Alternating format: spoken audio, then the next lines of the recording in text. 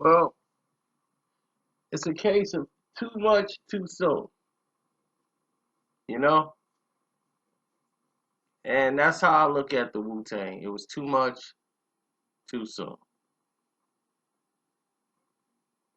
And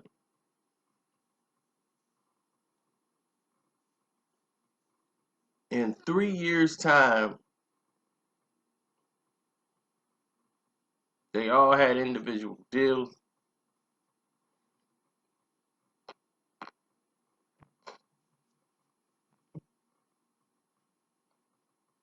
and here comes this joint album, Wu-Tang Forever,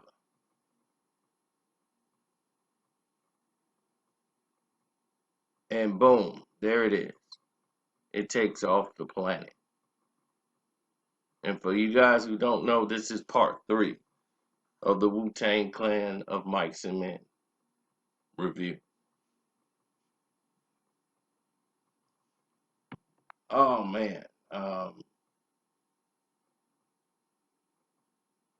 To me, we were looking at a situation in which everyone in the group individually brought their own uniqueness to what Wu-Tang was about.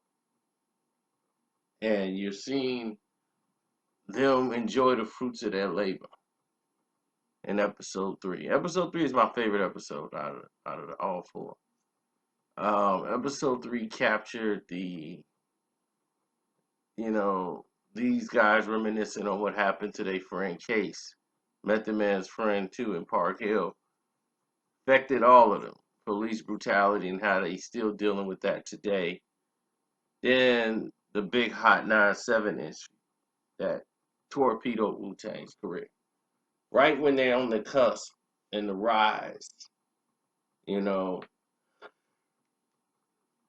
they on tour with Rage Against the Machine. It was fights about the money, they're not getting paid right. Some of the members didn't want to be on the tour because they're thinking, man, this so many groups cross over and they're predominantly all white audience, and not too many blacks going to see that, and they Wu-Tang don't want to be looked at as sellouts, and some of the members are looking at it the right way and others are not.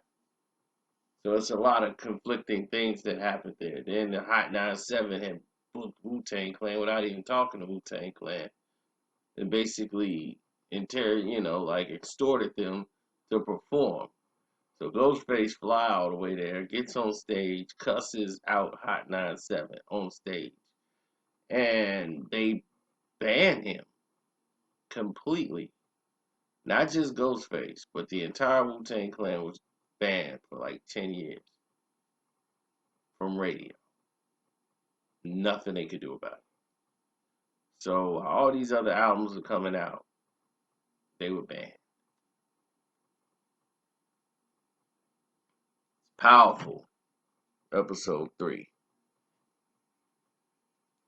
You get to learn a lot and go in depth into the life of the old dirty bastard and what he was going through when he came home, signing with Rockefeller and wanting to leave, and all the members ready to leave Wu-Tang and get their individual deals, the infighting, and how that led to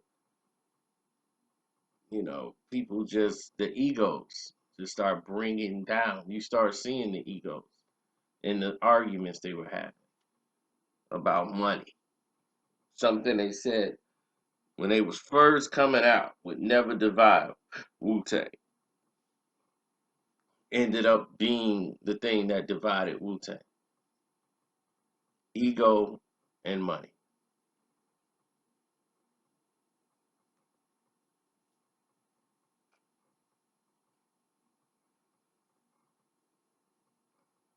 So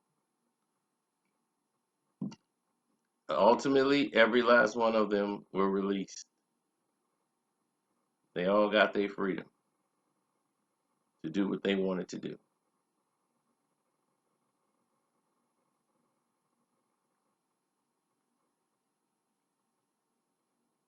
And so see these guys get their freedom and do what they wanted to do and do the things on their career, and they still work with RZA. And like RZA said, when that Wu-Tang banner come up, come home.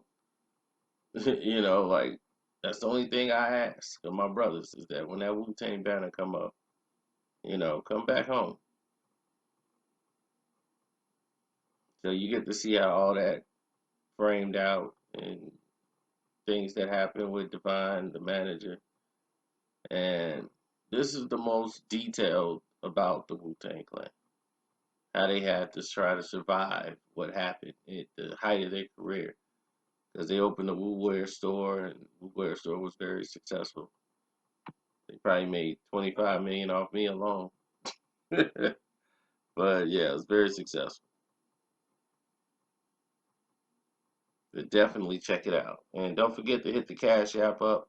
I'm Carcino for life on the Cash App. I'm out.